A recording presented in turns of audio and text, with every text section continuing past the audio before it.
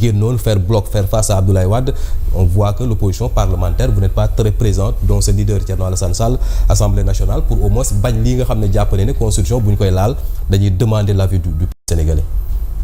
waaw nga permettre ma rek ma aborder la question de Pape Malick Ndour avant may tontu sa question. Je pense que le cas de Pape Malick Ndour aujourd'hui Sénégal à la limite c'est ridicule. ah bon dafa mel ni ñu sàcc benn affaire. ren. daaw lañ ko sàcc xale bu juddoo ren nga ne moo ko sàccoon te affaire bi daaw lañ ko sàcc xale bi juddoo ren kooku nan la ko mën a jëlee. donc à la limite c'est ridicule maintenant de manière générale. moom la wolof di wax tuumaal. waaw man li may reprocher à la justice sénégalaise parce que ñu fi nekkoon opposition dañuy xeex Macky Sall ñu ne la justice doit être indépendante. exactement boo xoolee les pères fondateurs de la justice lan lañ lay wax ils sont trop prudents côté boobu ñu ne il est préférable de libérer un coupable que de condamner un innocent. boo demee ba amoo certitude nga ñaaw njort. nga am ñaar xel rek nit ki da nga ko war a bàyyi mu dem. je prends le cas de Mansour Faye jàpp nañ ko fi parquet bi arrêté ko ñu tëj ko à la fin ñu libéré ko ñu ne non lieu ma jël le cas de Farba Ngom jàpp nañ ko tëj plusieurs mois je dirais même presque 1 an ñu libéré ko ñu ne contestation sérieuse je prends récemment le cas de Pape Malick Ndour Sophie Gladima le cas de comment dirais-je là Lat Diop léegi man li may naan pourquoi se précipiter justice naka mener ses enquêtes boo demee ba am lu leer waa ji jël na mais nga ñëw arrêté ko tu ne peux pas priver une personne de liberté nga ñëw tëj ko 2 mois après finalement nga ñëw libéré ko ça c'est un deuxième point tamit dama gis fi suñu justice fan la lajji dama gis fi ñu jàpp benn nit parquet bi condamné la 10 mois ñu tëj la 10 mois wala 11 mois boo demee ci juge bi mu atte la mu daan la 6 mois je prends l'exemple du doyen Moustapha Diakhaté effectivement bu ñu ko attee normalement 6 mois la war a tëdd alors que tëdd na plus de 10 mois je prends le jeune di Abdou Nguer bu ñu ko doon jugé il a purgé plus que sa peine je pense que côté boobu tamit suñu justice c'est des constats malheureux voilà donc loolu noonu on a fait un pas en arrière normalement ñii lu ñu doon jaay bu ñu ñëwee tey côté boobu dañu war a def évolution maintenant concernant la dualité entre Sonko ak Diomaye moi je m'inscris en faux man je pense que Sonko ak Diomaye réeroowuñ détoy ñoo bokk atte et si je t'explique tu vas comprendre parce que man j'analyse les faits les faits sont plus éloquents que les paroles tey Diomaye fan la bokk du Pastef est-ce que dàq nañ Diomaye Pastef est-ce que Diomaye démissionné na Pastef je donne la deuxième chose Diomaye tey Sonko bu mu demoon assemblée nationale L29 L30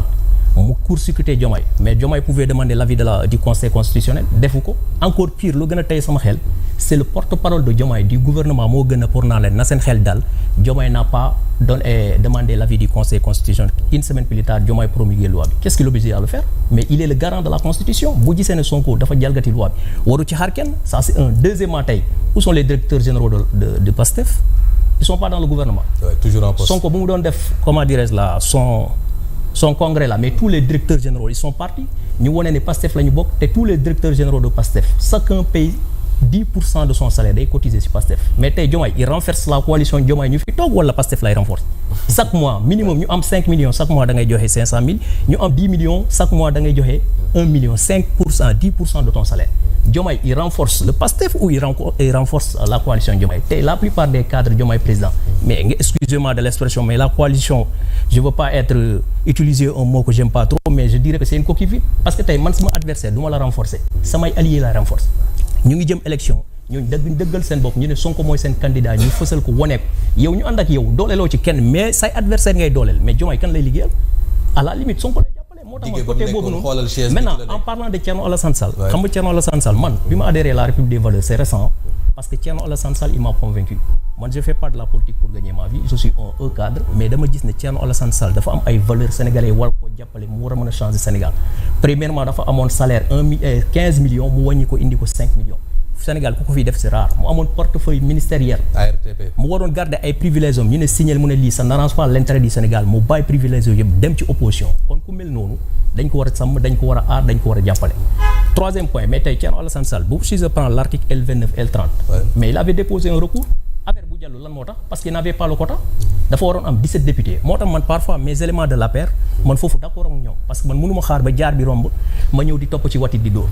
ils pouvaient le faire ils l'ont pas fait ñu ne non on va laisser le soin à Diomaye et Diomaye joue le jeu de Sonko c'est pourquoi je dis que Diomaye ak Sonko réeróoñu Thierno Alassane Sall il a toujours été constant mais opposition radicale bi ñuy xaar ci moom est-ce que mi ngi koy def il suffit pas juste d'aller sur les plateaux d'organiser des mais xam nga fii voilà je vais répondre à cette question Guy Marius Sagna mu jël même le truc de l'Assemblée nationale mais est-ce que tey Khalifa yow si tu vois Thierno Alassane Sall gi dem Assemblée nationale di yëkkati ay plateau mais tu vas dire c'est pas le Thierno non je donne juste un exemple dinaa ci ñëw mais non ça c'est pas le Thierno Alassane Sall que je respecte Thierno Alassane Sall dafa am respect am personnalité comportement Bambey Guy Marius Sagna def il le fera jamais ça c'est un. Maintenant deuxièmement man je pense que vous posez mal le débat. xam nga lu tax ma wax la loolu. parce que damay gis gars yi naan mais actuellement opposition bi nekkul sur le terrain Macky Sall bu mu gagné le pouvoir je prends Ablaye Wade en 2002 est-ce que mosoon nga gis opposition di manifester. mais tey da nga gis régime boo xamante en moins de 2 ans il part en lambeau kenn si ñoom amul certitude 2 ans Ablaye Wade 2002 personne n'en parlait dañ naan Ablaye Wade nañ ko bàyyi mu liggéey il y aura même pas une manifestation. boo jëlee Macky Sall 2014 mais kenn ñemewul wax mais tey nga gis Pastef Macky Sall sa coalition PS AFP il les a maintenus de 2000 à 2012. Ouais. Mais Ousmane Sonko Diomaye en moins de 2 ans le pays est en lambeau ils sont même pas certains que dinañ mën a diriger pays notre Sénégal wàcc mu dégradé tey le meilleur combat. Ils sont leurs propres adversaires ils vont s'autodétruire te xam nga ne normalement opposition foo ko gisee même premier mandat naturellement Sénégal tous les présidents qui sont passés mais premier mandat formalité la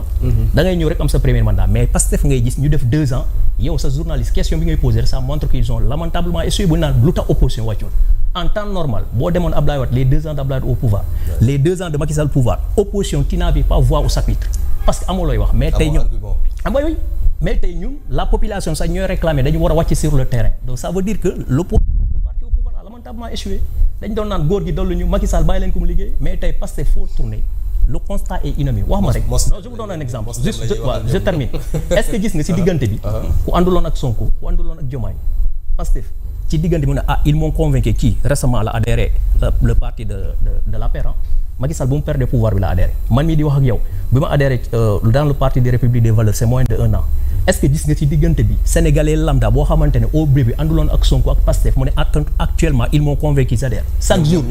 non mu ngi noonu non mais attends mais xaral ci li nga xam ne waaw mais chaque jour loo gis bàyyi naa déception mais grand parti je te donne un exemple ça ne sert à rien lu xamul tax grand parti mais 2024 kan la ñu voté du Sonko mais sotti ci dafa mel ni tey ñu ne nañ yokk xeet musulman yi nga dem indi murit yi ak tijaan yi ñun ñëpp du wenn yenant bi lañ gëm mais boo bëggee yokk xeet bi kay da ngay dem jël ci ñoo xamante ni gëmuñu yàlla mais grand parti 2024 ils ont voté pour Pastef c'est pas une valeur ajoutée man bii di wax ak yow j'avais pas voté pour Thierno Alassane Sall je voterai pour lui kii di wax ak yow il n'avait pas voté pour l'APR il votera pour l'APR mais diggante bi en tout cas en exemple simple je donne un exemple xam nga tamit booy def foofu laay daanaleere juste je te cite 3 éléments moom mooy baromètre booy def sondage sax tey boo waree introduire du Sénégalais yëpp ngay jël da ngay jël benn échantillon Cheikh Oumar Diagne du Pastef la bokkoon bàyyil je prends l'exemple des influenceurs waaw mais ma ne ñoom 2024 du ñoom la voté loo les influenceurs Mollah Morgun Khalim Kouka ñoom yëpp ñooñu leen doon xeexal mais tey boo xoolee sur le terrain ils sont les adversaires force du Pastef te ak a ñëw ci bëri morom parce que peut-être muy man muy ñooñu am nañ opportunité ñëw ci plateau wax ak sénégalais yi déggu leen mais ak ñëw ci bëri morom tey ñoo xamante ni ils ont lamentablement regretté et ils ont complètement abandonné le effectivement c'est bien clair wax nga ko léegi bëriwul ñu ñuy gis ñu adhéré dans le camp du pouvoir il y a des départs la ñuy gën a enregistré c'est pas le cas de ñoom Fallou Gaye gis nañ ne yéen votre leader notamment Malick Gakou bi Ousmane Sonko jege